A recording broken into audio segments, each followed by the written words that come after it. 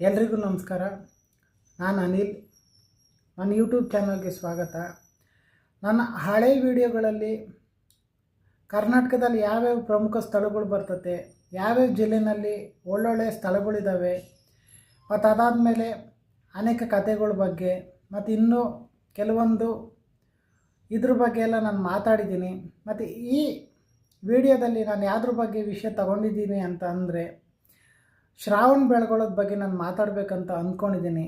ಇದೊಂದು ಸ್ವಲ್ಪ ಎಲ್ಲ ಓದುಗಾರರಿಗೆ, ಯಾರ್ಯಾರು ಓದ್ತಿರ್ತಾರೆ ಮತ್ತು ಅದಾದಮೇಲೆ ಯಾರ್ಯಾರು ಶಿಕ್ಷಕರಾಗಿರ್ತಾರೆ, ಪ್ರಾಧ್ಯಾಪಕರಾಗಿರ್ತಾರೆ, ಅವ್ರಿಗೆಲ್ಲ ಸ್ವಲ್ಪ ಯೂಸ್ ಆಗುತ್ತೆ ಅಂತ ಅಂದ್ಕೊಂಡಿದ್ದೀನಿ. ಹಂಗಾಗಿ ಇದ್ರ ಬಗ್ಗೆ ನಾನು ಮಾತಾಡಬೇಕಂತ ಅಂದ್ಕೊಂಡಿದ್ದೀನಿ. ಶ್ರಾವಣ ಬೆಳಗೊಳ ಇದು ಹಾಸನ ಜಿಲ್ಲೆಯಲ್ಲಿರುವ ವಿಶ್ವವಿಖ್ಯಾತ ಯಾತ್ರಾ ಸ್ಥಳ ಮತ್ತು ಐತಿಹಾಸಿಕ ಪ್ರವಾಸಿ ತಾಣವಾಗಿದೆ. ಇದು ಬೆಂಗಳೂರಿಂದ ಸುಮಾರು 144 ಕಿಲೋಮೀಟರ್ ದೂರದಲ್ಲಿದೆ. ಇಲ್ಲಿ ಮೇಯ್ನಾಗಿ ಶ್ರಾವಣ ಬೆಳಗೊಳದಲ್ಲಿ ಏನಿದೆ ಅಂತಂದರೆ ಇಲ್ಲಿ ಬಾಹುಬಲಿ ಮೂರ್ತಿ ಇದೆ. ಈ ಮೂರ್ತಿ ಎಷ್ಟು ಅಡಿ ಉದ್ದ ಇದೆ ಅಂತಂದರೆ 58 ಅಡಿ ಎತ್ತರದ ಉದ್ದ ಇದೆ.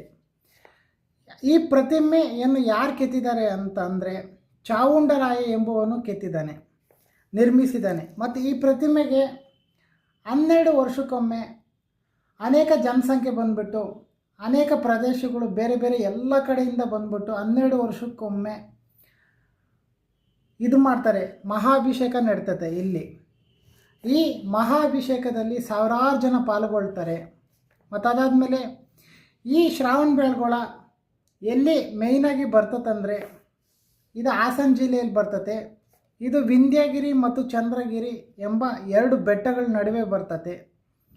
ಮತ್ತು ಅದಾದಮೇಲೆ ಇದು ಸಹಸ್ರ ಇತಿಹಾಸ ಹೊಂದಿರುವ ಜೈನ ಧಾರ್ಮಿಕ ಕೇಂದ್ರವಾಗಿದೆ.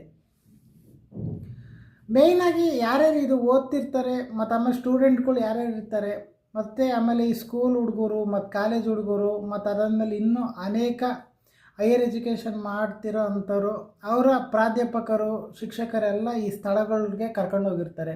ಶ್ರಾವಣ ಬೆಳಗೊಳದಲ್ಲಿ ಏನೇನಿದೆ ಅಂತೆಲ್ಲ ತೋರಿಸಿರ್ತಾರೆ. ಮೇಯ್ನಾಗಿ ಶ್ರಾವಣ ಬೆಳಗೊಳದಲ್ಲಿ ಬಾಹುಬಲಿ ವಿಗ್ರಹ ಇದೆ, ಅಲ್ಲಿ ತುಂಬ ಎತ್ತರವಾಗಿರೋಂಥ ಅದನ್ನು ನೋಡ್ಬೋದು. ಅದಾದ್ಮೇಲೆ ಅದರ ಎದುರುಗಡೆನೇ ಚಂದ್ರಗಿರಿ ಬೆಟ್ಟ ಇದೆ, ಅದನ್ನು ನೋಡ್ಬೋದು. ಮೇಯ್ನಾಗಿ ಶ್ರಾವಣ ಬೆಳಗೊಳದಲ್ಲಿ ಏನಿದೆ ಅಂದರೆ ಜೈನ ಧಾರ್ಮಿಕ ಕೇಂದ್ರ, ಇದು ಜೈನ ದೇವಾಲಯಗಳು.